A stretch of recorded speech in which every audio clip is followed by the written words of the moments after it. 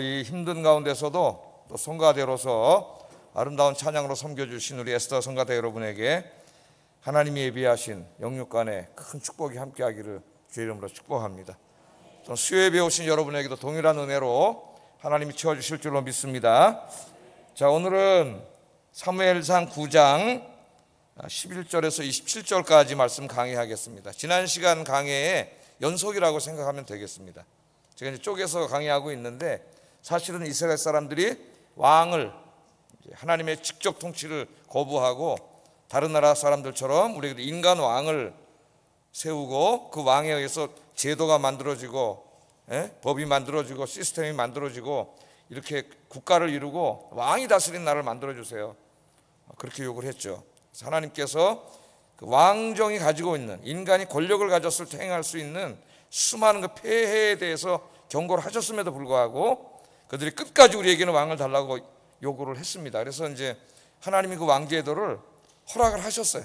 그들이 그렇게 원하기 때문에 하나님이 허락을 하셨고, 그래서 이제 허락을 하셨는데 누군가를 뽑아야 될 거 아닙니까? 그래서 하나님께서 이제 사울이라고 하는 사람을 왕으로 이렇게 이제 정해 놓으시고 뽑아 가시는 그런 과정을 이제 지난 시간에도 공부했고 이번 시간에도 계속 공부할 겁니다. 그래서 지난 시간에는 왜 하나님이 사울이라고 하는 사람을 왕으로 택했는가, 거기에 대해서 공부했죠. 그래서 사울의 어떤 그 신앙이라든가 또는 그 사람이 가지고 있는 한 사람의 인간으로서의 그 훌륭한 점, 인격, 그런 부분들을 우리가 공부를 했어요. 자, 오늘은 이제 이 말씀을 중심으로 모든 것을 계획하시고 행하시는 하나님, 그런 주제로 말씀을 전하겠습니다. 지난 시간에도 아마 잠깐 이 주제를 다뤘어요. 하나님의 섭리를 잠깐 다뤘는데 오늘은 이제 좀 더 종합적으로 이 주제를 다루고 또 여기 부수되어 있는 한두 가지 주제를 말씀을 중심으로 더 다루겠습니다. 바라긴 오늘 예배 오신 여러분도 하나님 들을 귀를 확 열어주시고 또 마음을 확 열어주셔서 말씀이 막 들리고 이해가 되고 깨달아지고 은혜가 되고 그런 시간 되기를 주의 이름으로 축복합니다. 자, 오늘 본문은 하나님이 이제 사울과 사무엘 두 사람을 이렇게 만나게 하시는 이야기가 그 중심으로 해서 이야기가 펼쳐지고 있습니다.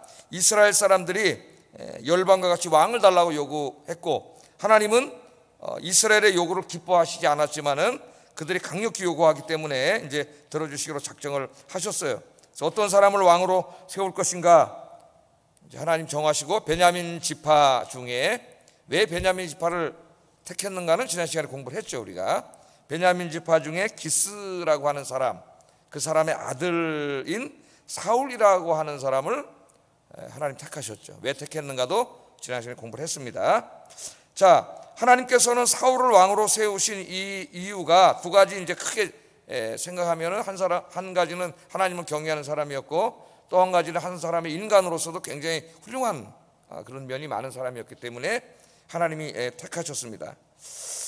자, 하나님은 이스라엘에 이렇게 이제 왕을 세우시면서 열방의 왕들처럼, 다른 나라의 왕들, 권력자들처럼 백성들을 억압하고 또 막 권력을 남용하고 이래서 백성들을 괴롭히는 그런 못된 권력자 왕을 세우려고 하지 않으시고, 하나님께서는 백성들을 자기 자식처럼 돌보는 어버이 같은 혹은 목자 같은 그런 왕을 세워주시려고 마음을 먹었어요. 그러니까 야, 저들이 막 그냥 왕을 달라고 막 그러는데 하나님 기뻐하지 않으시니까 그래 한번 당해봐라 그러고 못된 왕을 세워가지고 막 그냥 억압하게 만들지 않으시고, 그 왕제도가 가지고 있는 권력을 인간이 가졌을 때 범할 수 있는 엄청나게 많은 그 죄악들을 경고하셔서 그런 일이 실제로 안 벌어지도록 하시기 위해서 경고하신 것이죠, 왕들에게. 그래서 될 수 있는 대로 어렵지만은 좋은 왕을 세워서 하나님이 사랑하시는 백성들을 잘 이렇게 다스릴 수 있도록 그렇게 하나님 계획을 세우셨어요. 자, 이 하나님이 이스라엘 백성들에게는 좋은 왕을 뽑아주시려고 한 것에서 우리는 하나님 이스라엘 백성들이 이렇게 하나님을 거역함에도 불구하고 얼마나 사랑하고 계시는가를 알 수가 있습니다. 먼저 그 16절 말씀을 한번 좀 읽어보겠습니다. 16절, 하나님께서 사무엘에게 사울을 소개하고 그 사람을 왕으로 세우라고 하시는 이제 그 말씀인데, 이 말씀 속에 하나님 이스라엘 백성들을 얼마나 사랑하시는가 하는 말씀이 담겨 있어요. 16절 한번 읽어보겠습니다. 시작.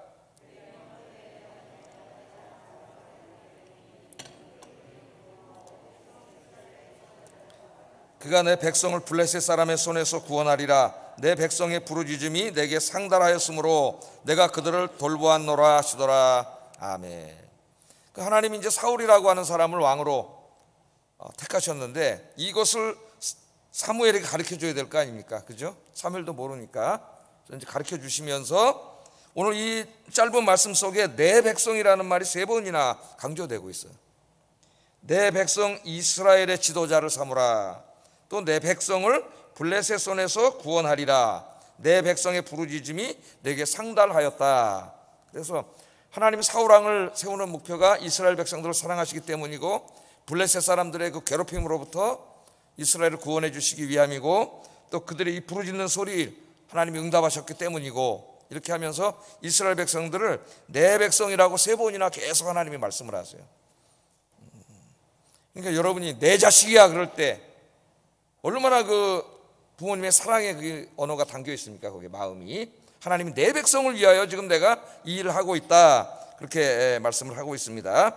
하나님이 왕을 세우시는 목적은 열방의 왕 같은 왕이 아니라 정말 내 백성들을 사랑으로 다스릴 수 있는 왕, 하나님을 대신해서 정말 다스릴 수 있는 그런 왕, 그런 왕을 세워주시려고 하는 거예요, 하나님께서. 그래서 사울이라고 하는 사람, 그래도 이스라엘 사람들 중에서 제일 낫다고 본 사울이라고 하는 사람을 하나님이 왕으로 세워주셨죠. 그러니까 여러분도 기도하세요. 또 이제 한 1년도 채 안 남았습니다. 대통령 선거 1년도 안 남았고 또 뭐 좀 있으면 지방자치단체장도 선거하고 또 뭐 국회의원 선거 좀 남았지만 항상 이 지도자들을 세울 때에 정말 기도를 많이 해야 돼요. 우리가 기도를 많이 해서 정말 무슨 뭐 내 고향이고 무슨 내 뭐 또 학연 지연 뭐 맨날 뭐 이런 정말 참 창피한 그런 것들은 이제 다 우리 그리스도인들은 내려놓고 진짜 하나님의 정의와 사랑을 실천하여 이 백성들을 정말 사랑으로 다스릴 수 있는 지도자가 누군가 우리가 잘 모르지만은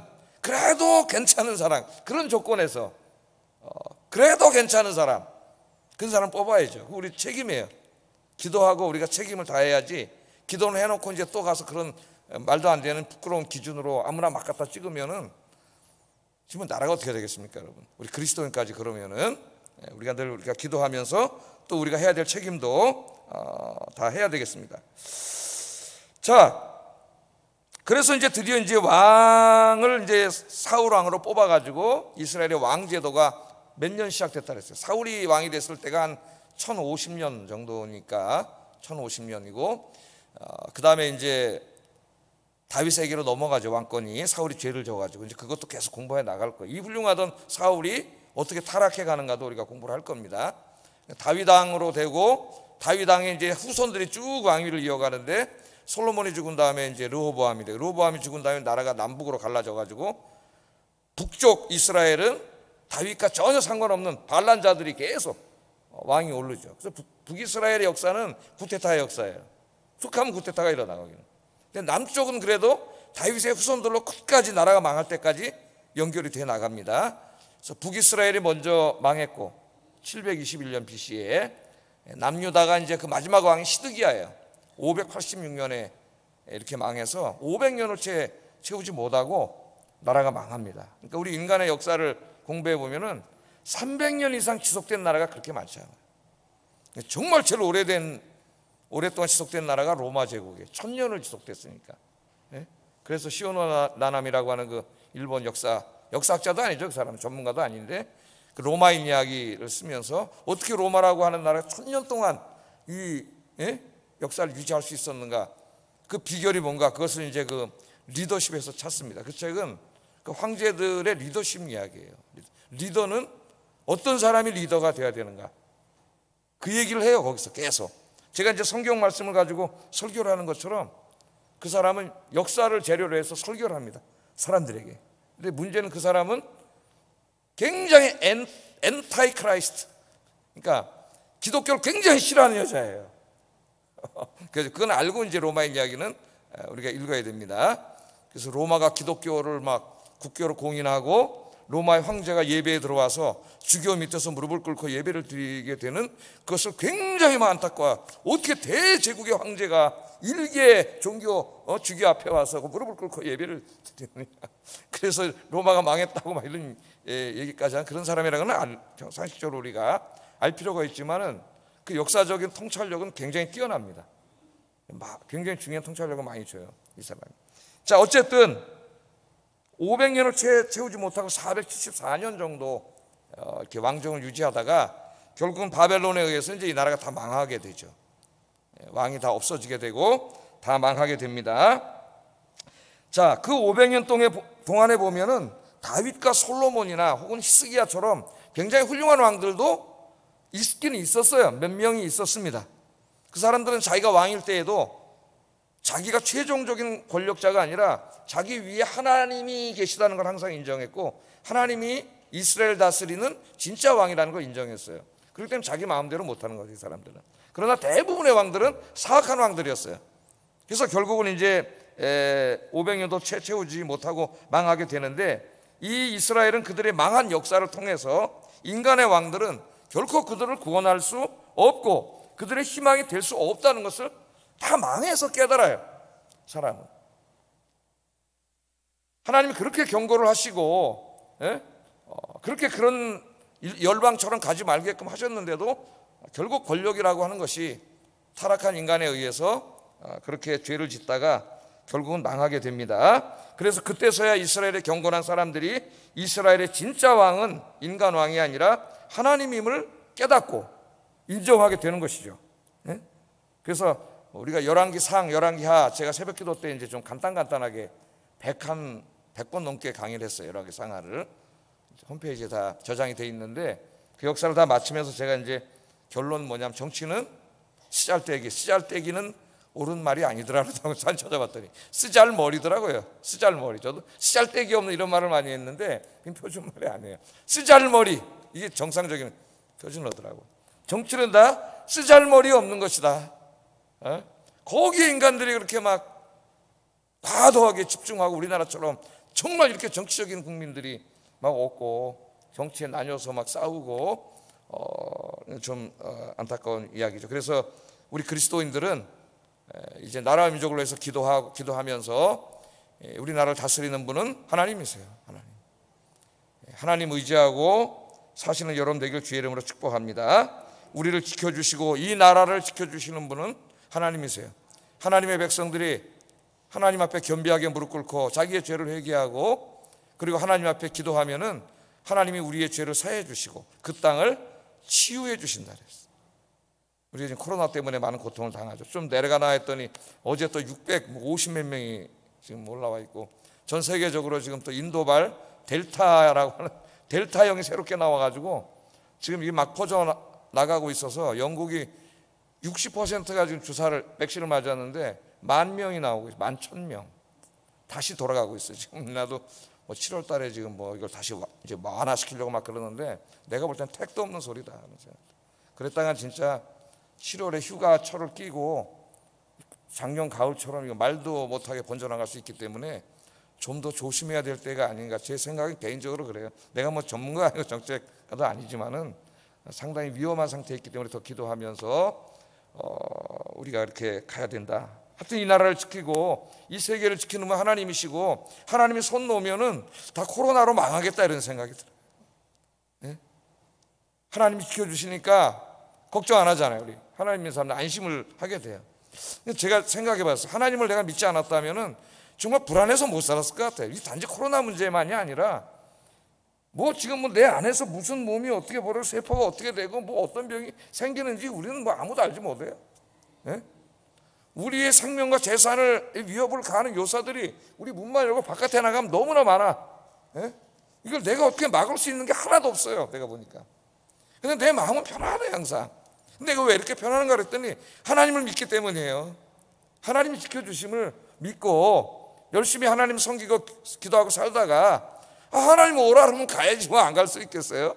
또 천국에 더 좋은 데 가서 안식을 취하다가 부활하면 되니까, 이런 믿음을 가지고 있기 때문에 불안하지 않아. 그러니까 진짜 믿음은 궁극적인 믿음이 있어야 돼요. 궁극적인 믿음, 하나님 나라에 대한 믿음. 그러면 두려움이 사라져요. 불안하지 않아요. 아무리 불안한 요소가 많아도 그럼 마음이 편안해요. 그래서 우리가 진짜 행복하게 살 수 있는 비결은 하나님을 믿고 사는 거예요. 그냥 입으로만 믿는 게 아니라 진짜 믿고 사는 거예요. 진짜 하나님을 믿고 살면은 이 세상의 모든 문제가 해결돼요. 불안의 문제가 해결돼요. 남들은 막 불안해서 오그러들어도 찬송 부르면서 살 수 있어요. 시편 121편 3절 6절 한번 읽어보겠습니다. 이런 믿음을 가졌던 이 사람의 노래죠. 한번 읽어보세요. 시작.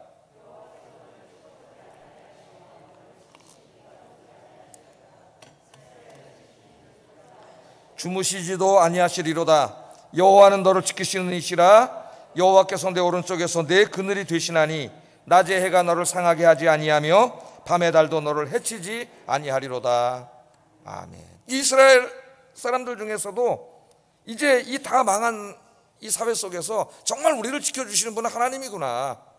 그리고 하나님 믿고 살았더니 진짜 하나님이 다 지켜주시는 거예요. 그것을 체험한 사람들, 경험한 사람들의 고백입니다. 고백. 여호와께서 너를 실족하지 아니하게 하시며 너를 지키시는 이가 졸지 아니하시리로다. 이스라엘을 지키시는 이는 졸지도 아니하시고 주무시지도 아니하시리로다. 여호와는 너를 어떻게 해요? 지키시는 이시라. 믿습니까? 여호와는 너를 지키시는 이시라. 언제 어디서나 여러분이 뭘 하든지 여호와께서 내 오른쪽에서 내 그늘이 되시나니 낮의 해가 너를 상하게 하지 아니하며 밤의 달도 너를 해치지 아니하리로다. 아멘. 제가 옛날에 교구 목사 할 때는 이제 신방을 다녀야 되잖아요. 교구 목사는 이제 신방을 다 다니는데 집에 가서 이 말씀을 전해주면 굉장히 좋아하세요. 근데 이제 또 구역장님하고 권찰님이 같이 다니잖아요. 예? 그래서 이 집에서는 이걸 하고 이제 그 집에서는 다른 말씀 했더니 우리 집에서는 저 말씀 안 해주시네. 또 그런 소리가 들려오더라고. 똑같은 말씀 계속하면 나도 편하지 뭐. 근데 좀씩 다르게 하잖아요. 근데 이 말씀이 더 좋아 보였나 봐. 예? 야, 이 말씀 이렇게 위로가 됐나 봐요. 저도 이 말씀 읽을 때마다 굉장히 위로가 되죠. 그러니까 이 사람들이 얼마나 어리석어. 이 하나님이 직접 지켜주시겠다는데 이거 노하고 세상 사람들 살아가는 거 쳐다보다 우리도 저렇게 살게 해주세요. 지금 우리가 하는 짓이 그거잖아요. 맨날 세상을 더 부러워해. 여러분은 세상이 부러워야 되는데, 예? 하나님 의지하고 사는 사람 하나님 지켜주는데 하나님이 지켜주는 것보다 더 지켜줄 수 있는 게 있나요? 이 세상에? 가장 행복한 사람인데 자기 행복을 몰라. 왜 모를까요? 믿음이 없으니까 모르는 거죠. 믿음이 없으니까. 그래서 시편 146편 3절 5절 한번 읽어보겠습니다. 시작. 그의 호흡이 끊어지며 흙으로 돌아가서 그날에 그의 생각이 소멸하리로다. 야곱의 하나님으로 자기를 도움을 삼으며 여호와 자기 하나님에게 자기의 소망을 두는 자는 복이 있도다. 아멘. 하나님께 소망 두고 살면 왜 복이 있는지 아세요? 마음이 편안해진다니까요. 하나님께 소망을 두는 순간 걱정, 근심, 염려가 다 사라져요. 하나님이 나와 함께 계시고 지켜주시는데 이게 진짜로 느껴지고 믿어지는데 뭐가 무섭겠습니까, 여러분? 예? 뭐가 두렵겠어요? 그래서 진짜 복 있는 사람은 하나님께 소망 두고 하나님 의지하고 사는 사람, 돈 의지하지 않고 사람 의지하지 않고 권력 의지하지 않고, 예? 내가 가진 거 무슨 인간의 자원, 이스라엘 사람들이 항상 말, 병거, 군대 이런 거 의지하지 않고 여호와 하나님 한 분만 의지하면은 그 하나님께서 이거 다 해결해 주세요. 하나님이. 그래서 여러분 기도하셔요. 이제 이 믿음을 달라고. 그게 절대적인 믿음이고 그게 진짜 믿음이에요. 믿음. 예? 하나님의 살아계심과 하나님이 나와 함께 계심, 그리고 이제 지금 바로 이제 또 공부할 거지만은 나의 모든 인생을 섭리하심을 내가 좀 더 의심하지 않고 믿는 게 그게 믿음이고 신앙이에요. 그러면 행복해진다. 그랬는데 안 행복해진다. 그럼 제가 여러분 손해배상해 드리겠습니다. 오늘 시간 나서 예배 드린 거. 은혜를 깨달으면 깨닫게 돼요. 여러분 어떤 음식점에 가서 맛있는 음식점 가서 먹어보면 맛을 본 사람이 얘기를 잘하겠죠. 예? 그 맛 보면 아는 거예요. 그러면 거길 또 가잖아요. 맛있는 게 정말 맛있어요. 하나님과 가까이 살면은, 예? 맛있어요. 다른 데가 자꾸 이상하게 기웃거리고 그런 어리석은 인생 살지 말고 오늘 이렇게 어려운 가운데도 교회 나오신 여러분 이 믿음을 끝까지, 예? 기도하고 새벽에도 좀 가능하면 나와서 기도하고 그렇게 하나님과 함께 사시는 여러분 되길 주의 이름으로 축복합니다. 그러면 행복하다. 그러면 행복하다. 자, 그 다음으로 이제 오늘 제가 주제로 삼았던 중심 주제, 하나님께서 이제 이 택하신 백성들을 사랑하셔서 내 백성을 위하여 이 왕제도가 많은 문제가 있지만 하나님은 최대한 경고를 하시고 안전장치를 두셔서 그래도 한번 이 왕제도가 다른 나라와는 다르게 되게 하시려고 노력하시는 하나님의 모습이 보이는 거죠. 그런데 이 모든 이제 왕을 세우시는데 어떻게 왕을 세울 거냐 하는데 하나님의 세밀한 계획이 여기에 이제 잘 드러나 있어요. 이 9장 말씀 지난 시간에도 조금 공부했습니다. 한번 종합적으로 한번 좀 보겠습니다. 자, 하나님께서 택하신 백성들을 위하여 왕을 세울 때에 이 모든 일을 하나님이 세밀한 계획을 세우셔요. 계획을 세우시고 그 하나님의 계획은 우리의 인생을 통해서 이루어집니다. 어디 사람도 없는데 공간에서 그냥 이루어지는 게 아니에요. 우리 인생을 통해서 이루어져요. 자, 한번 좀 지난주에도 잠깐 공부했지만 보겠습니다.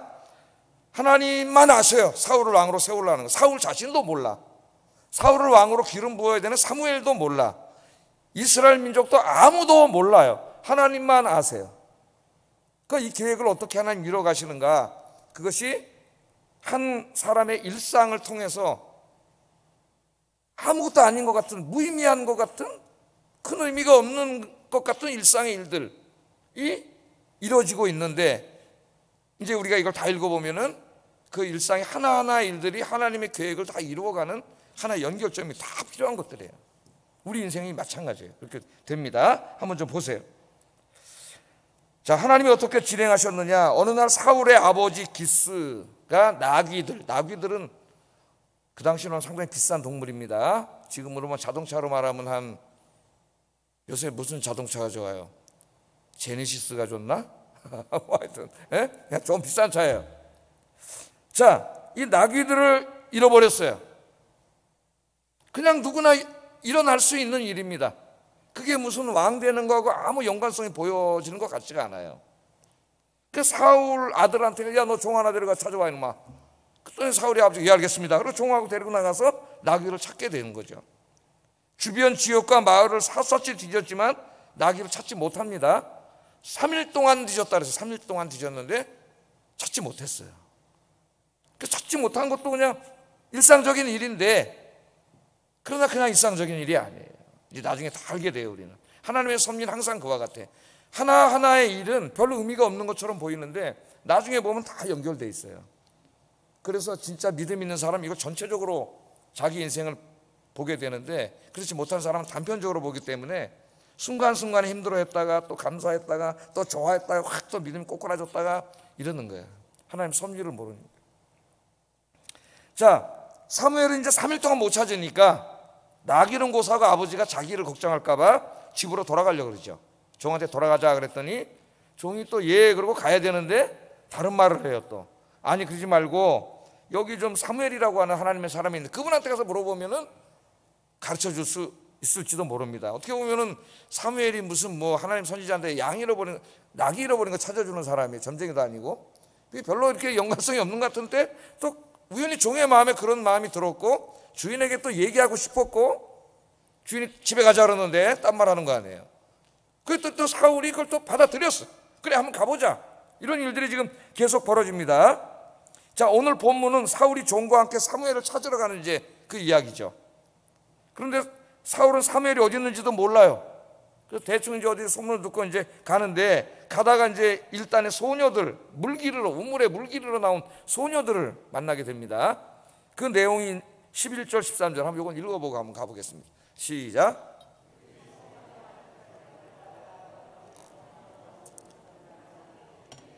선견자가 여기 있느냐 하니 그들이 대답하여 이르되 있나이다. 보소서 그가 당신보다 앞서갔으니 빨리 가소서. 백성이 오늘 산당에서 제사를 드리므로 그가 오늘 성읍에 들어오셨나이다. 당신들이 성읍으로 돌아가면 그가 먹으러 산당에 올라가기 전에 곧 만날이이다. 그가 오기 전에는 백성이 먹지 아니하니 이는 그가 제물을 축사한 후에야 청함을 받은 자가 먹음이니이다. 그러므로 지금 올라가소서 곧 그를 만날이이다 하는지라. 또 해필이면 거기 여자애들이 내려오는데 소녀들이 내려오는데 그 내려오다 사무엘 선지자를 만나고 오는 애들을 만났어요. 또 근데 그 친구들이 사무엘의 스케줄에 대해서 너무나 잘 알고, 사무엘이 성읍에 왜 왔는지도 알고, 오늘 스케줄이 뭔지도 알고, 예?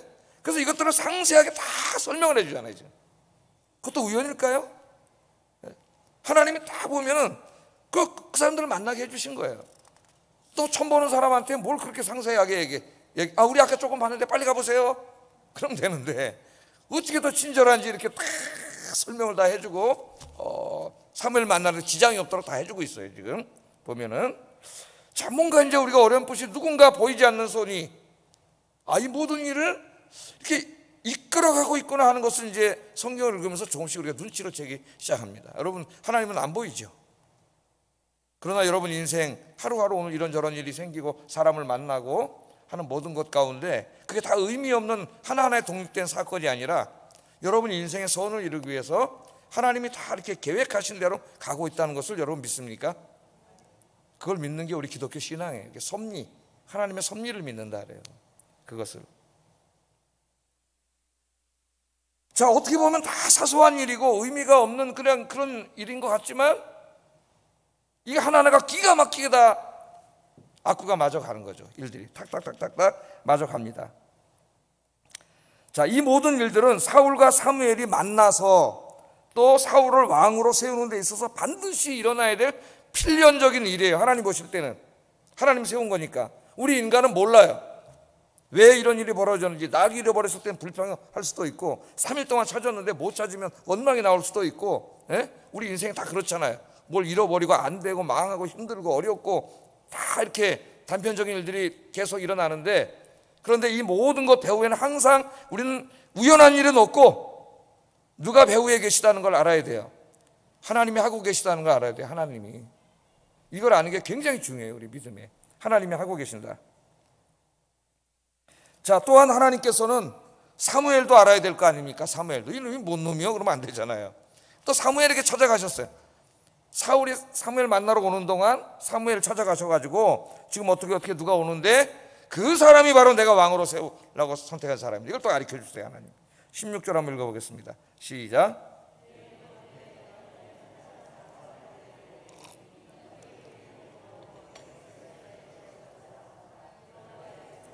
세 사람들의 손에서 구원하리라. 내 백성의 부르짖음이 내게 상달되었으므로 내가 그들을 돌보았노라 하셨더니 아멘. 그리고 또 사무엘이 사울을 만났을 때 바로 이 사람이다. 그리고 또 하나님 가르쳐 주세요.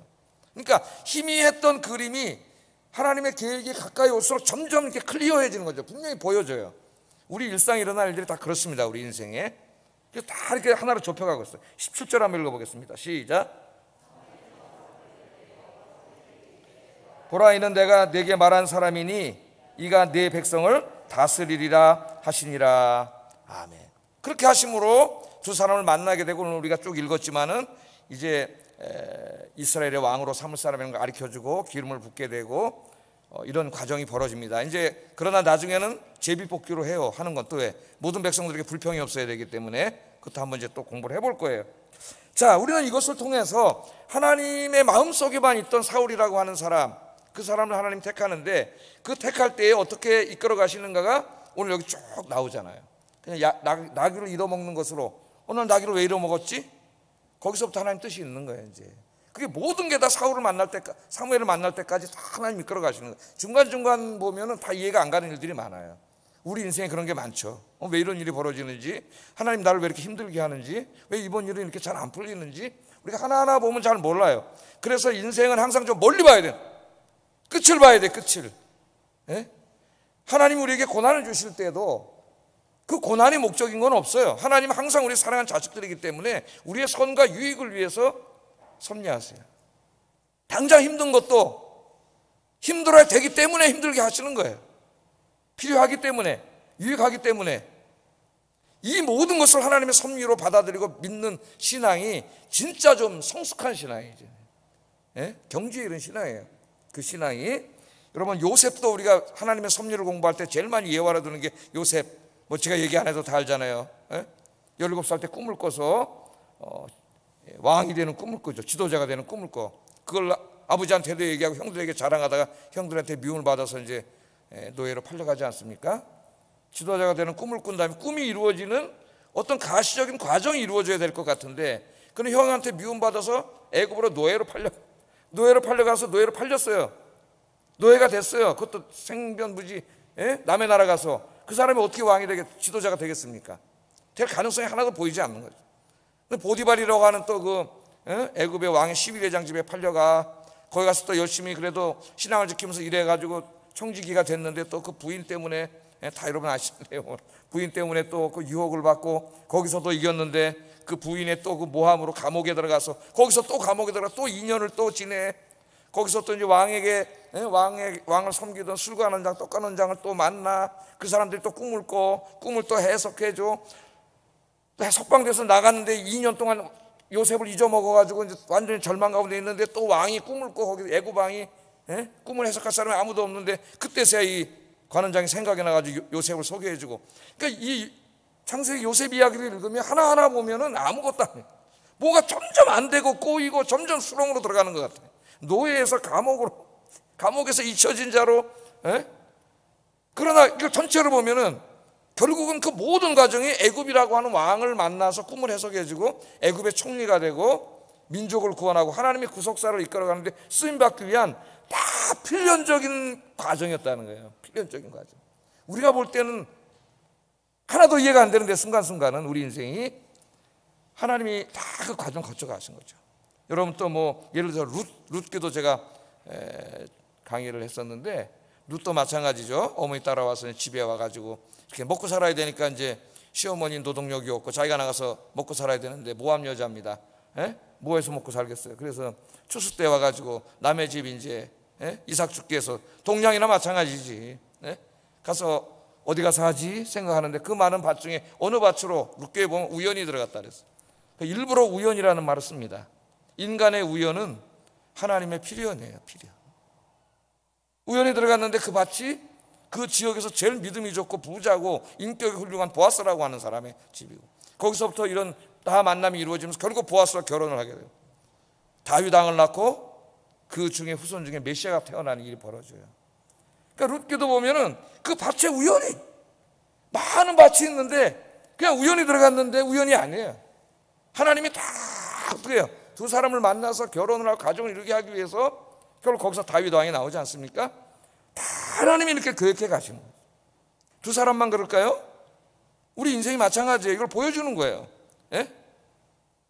우리의 모든 인생은 우리 동양 사람들은 주로 운명론자들이에요. 다 숙명론자들. 사주팔자 보고 태어날 때부터 그게 다 정해져 갖고 나온다. 어떤 고난이 나기를 다 잊어버렸어. 고난이 닥쳐왔어. 그럼 뭐라 그래? 운명이다 그래. 운명. 운명은 어떻게 해야 돼? 운명이니까 내가 어떻게 할 수가 없는 거야. 그게 무슨 이 우주의 어떤 신이든지 대단한 그거든지 하여튼 내가 거스를 수 없는 어떤 큰 힘에 의해서 운명으로 지어져 있기 때문에 내가 어떻게 할 수 없는 거예요. 그거. 그러니까 운명은 뭐예요? 받아들이는 거라 했죠. 수용하고 체념하고 받아들이는 거예요. 그냥 운명이야. 어쩔 수 없어. 그냥 받아들여. 그래도 조금 위로가 된다 했죠. 내가 조금 위로가 된다 그랬어요. 그러나 그 고난이 아무 의미가 없어요. 그냥 고난 당하는 거예요. 그냥 받아들이는 거예요. 불교 신자들은 뭐라 그래요? 이거 업보야, 업보. 내가 이 전생에 못된 짓을 너무 많이 해가지고 지금 여기 태어나서 이걸 다 업보로 당하는 거예요. 죄값을 치르는 거기 때문에 이 죄값을 다 치러야 내가 또 다음 생에서 또 저 어떻게 알아야 또 좋은 귀족 재벌집에 태어날지 받아들이는 거죠. 그냥 우리 기독교인은 이걸 뭘로 받아들여요? 섭리입니다. 섭리. 이거 기독교는 운명하고 아무 상관이 없어요. 여러분. 하나님께서 내 인생에 어떠한 선한 일을 이루시기 위해서 하나님의 계획 속에서 진행되고 있는 일이에요. 그렇기 때문에 우리가 당하는 고난과 역경은 그것은 우리 인생에 굉장히 중요한 의미를 갖게 됩니다. 의미. 그 고난을 통해서 하나님이 내 영혼을 단련하고 내 인격을 단련하고 하나님의 복을 받기에도 합당한 사람으로 만들어서 더 큰 복을 주시려고 더 큰 일을 맡기시려고 그런 하나님의 의미를 가지고 지금 나에게 이 고난을 주신 거예요. 그게 하나님의 섭리를 믿는 거예요. 그냥 운명이 아니야. 내 운명이니까 어쩔 수 없어. 그냥 아이고 내 팔자야. 예수 믿는 사람이 어떤 사람 아이고 내 팔자야 그러는데 그 사람 하나님 믿는 사람이 아니에요. 무슨 팔자가 어디 있어요. 팔자가. 그게 무슨 하나님 믿는 사람이 교회만 다녔지. 운명론자지. 하나님이 주신 거예요. 하나님. 내 인생에 벌어지는 모든 일들은 하나님이 다 하시는 겁니다. 내가 오늘 여기에 서 있는 것도 다 하나님의 계획과 섭리 가운데 있는 것이에요. 나를 여기에 데려오신 분도 하나님이세요. 하나님. 그래서 여러분, 내 인생에 벌어지는 모든 일들이 다 하나님의 섭리 가운데 있다는 거, 이것을 믿으시고 어떤 일 가운데서도 하나님의 섭리 가운데서 감사하시는 여러분 되기를 주의 이름으로 축복합니다. 자, 마지막으로 이제 한 가지만 더 생각해 보겠어요. 자, 사울은 하나님의 인도하심으로 우물가에서 이 소녀들의 도움을 받게 되고 드디어 이제 사무엘 선지자를 만나게 됩니다. 사무엘을 만났어요.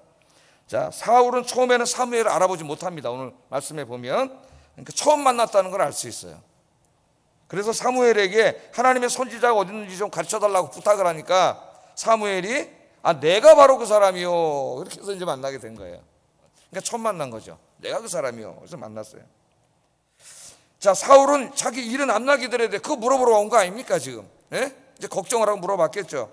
그랬더니 사무엘이 뭐라 그래요? 이 암나기들은 하나님이 이제 다 태워주실 것이라, 찾아주실 것이다 말씀을 하시면서 이제 정말 깜짝 놀랄 얘기를 하는 거지, 사울한테. 예? 깜짝 놀라는 건데, 당신이 바로 이스라엘의 왕이 될 사람입니다. 하나님께서 당신을 이스라엘의 왕으로 세우셨습니다. 그런 얘기를 하는 거예요.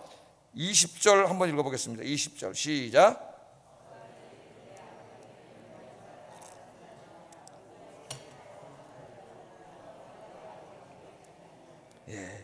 사흘 전에 이른 내 암나기들을 염려하지 말라. 찾았느니라 이렇게 가르쳐 주세요. 그러니까 이 사건의 전말은 암나기가 아니라는 걸 우리가 알 수 있습니다. 이 두 사람의 만남이에요. 만남 통해서 사울을 왕으로 세워주시기 위해서 이 모든 일이 다 벌어진 거예요. 자, 사흘 전에 이른 내 암나기들은 염려하지 말라 찾았느니라. 그러면서 뭐라 그래요? 온 이스라엘에 사모하는 자가 누구냐? 너와 내 아비의 온 집이 아니냐. 온 이스라엘이 사모하는 자가 되라, 그 말이에요. 그 말은 뭐예요? 온 이스라엘이 사모하는 자는 왕이 되라는 말이죠. 왕이 되라. 네가 왕이 된다. 아마 깜짝 놀랐을 겁니다. 에? 왕이 되라는 데니까. 자, 지금 이스라엘이 가장 사모하는 자가 누구냐? 그거는 왕이죠. 왕을 달라고 지금 계속 그러고 있는데 바로 네가 왕이 될 사람이다, 그렇게 말한 거예요. 자, 사울은 암나기 찾으려고, 자기 집에 암나기 찾으려고 밤새도록 3일 밤을 뛰어다녔습니다. 그런데 이제 이 사울은 암나기 찾으려고 뛰어다니는 사람이 아니라 온 이스라엘 백성들을 위하여 뛰어다니는 사람이 돼야 된다. 하나님 그렇게 말씀을 하시는 거예요.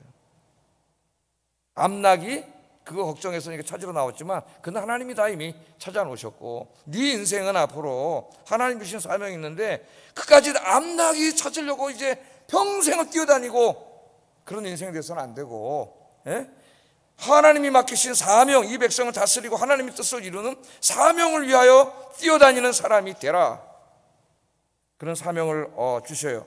자, 이 말씀을 보면은 꼭 예수님이 베드로 부를 때 그 사명하고 비슷하죠. 예? 베드로가 고기를 밤새도록 잡지 못했을 때 찾아가셔가지고 이제 그물을 던지게 하시고 고기를 잡은 다음에 마가복음 1장 17절 한번 읽어보겠습니다. 이런 얘기를 하세요. 시작.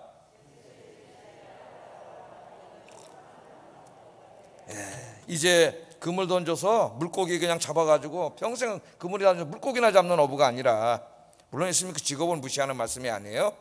이제 너는 사람을 구원하는 어부가 되어야 된다. 사람을 낚는 어부가 되어야 된다. 베드로에게 그런 사명을 주셨습니다. 이 사명은 우리 모두에게 주신 사명이에요. 이제 예수님이 우리 인생에 찾아오셔서 저와 여러분을 구원해 주셨습니다. 우리는 이제 암나기, 그 물고기, 우리가 필요한 게 뭐야? 뭘 먹고 마시고 입고 이런 거죠. 의식주. 이런 것 때문에, 이런 것 쫓아서 평생을 거기다 다 소비하면서 살다가 죽는 그런 인생이 되면 안 된다, 이제는. 여러분, 우리 그리스도인은 모두가 사명자예요. 그건 믿지 않는 사람들, 하나님 모르는 사람들이 사는 삶이에요. 예? 그 사람들이 열심히 공부해서 직장을 갖고 돈 벌고 집 사고 이거 사고 놀러 다니고 뭐 자기 갖고 싶은 거 하고 소소한 행복, 뭐 요새 소확행이라는데 소소한 행복을 추구하는 게 그들의 인생의 목적. 예? 그러다 죽는 거예요. 왜? 그 사람들 그게 끝이라고 생각을 하기 때문에 그렇게 살다 죽는 거예요. 좀 있으면 죽을 건데 뭘 이렇게 살다 죽어야지. 사도 바울도 그렇게 얘기했잖아요, 여러분. 부활이 없다면은 나도 내일 죽을 터인데 먹고 마시자 하리라. 예? 우리가 만약 하나님이 안 계시고 부활이 없고 천국이 없다면은 그 사람들처럼 사는 게 어떻게 현명한 방법일지 모르겠습니다.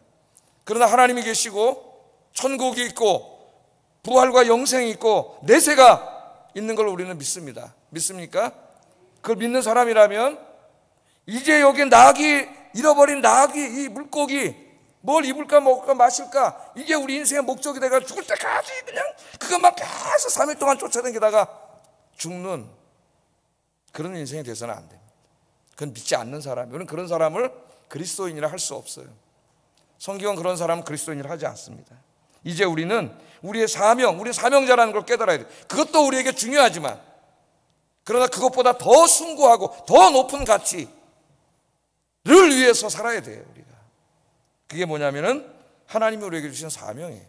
요새 계속 설교하는, 주일날도 설교하고 오늘 새벽에도 설교했죠. 그리스도와 그의 몸된 교회와 복음을 위해서 하나님이 우리에게 맡겨주신 사명이, 우리는 이제 그 사명을 추구하는 인생이 돼야 됩니다. 마태복음 6장 31절 33절 읽어보겠습니다. 시작. 무엇을 입을까 하지 말라. 이는 다 이방인들이 구하는 것이라. 너희 천부께서 이 모든 것이 너에게 있어야 할 줄을 아시느니라. 너희는 먼저 그의 나라와 그의 의를 구하라. 그리하면 이 모든 것을 너희에게 더하시리라. 아멘. 우선권이 중요합니다. 먼저. 신앙은 우선권이에요. 하나님 먼저, 하나님의 일 먼저. 그런데 자꾸 세상 먼저, 먹고 마시는 일 먼저, 이거는 신앙이 아니에요. 신앙의 제일 중요한 건 우선권이에요. 우선권. 그 사람이 진짜 믿음이 있느냐 없느냐는 그 사람의 삶의 최우선이 뭐냐 하는 거예요. 삶의 최우선이 하나님 예배드리고 봉사하고 섬기고 성경 읽고 기도하고, 이거보다 우리 인생에 더 우선되는 게 있으면 안 돼요. 이 일을 할 시간이 없으면 다른 일을 줄이면 돼요. 욕심내지 말고 다른 돈 버는 거 좀 덜 벌면 돼요. 먼저 그 나라와 의를 구하라 그랬습니다. 여러분, 우리 남은 인생 낙이 몇 마리 쫓아다니고 밤새도록 3일 동안 낙이 쫓아다니다가 다 끝나서 하나님 앞에 가는 인생이 아니라, 그러면 하나님 책망받겠죠. 예? 낙이 3마리도 필요해. 하나님이 이미 찾아주셨다 그러잖아요. 먼저 그 나라와 의를 구하면 주신다 그러잖아요. 하나님께 믿음으로 믿고 더욱더 사명을 위해서 사명을 추구하며 살아가시는 여러분 되기를 주의 이름으로 축복합니다. 기도하겠습니다. 자, 오늘 말씀을 생각하면서 기도하겠습니다. 하나님께서 졸지 아니하시고 주무시지 아니하시고 지켜주심을 믿고 이제부터 하나님만 의지하고 살게 하소서. 기도하시고, 하나 중요해요. 우리의 인생은 하나님의 선하신 섭리 가운데 이루어짐을 믿고 어떤 상황 가운데서도 감사하며 살게 하소서. 세 번째, 나의 남은 인생이 낙이 몇 마리 쫓아다니는 인생이 아니라 하나님께서 맡겨주신 사명 감당하는 인생이 되게 하소서. 화면을 보면서 하나하나 이렇게 기도하겠습니다. 사랑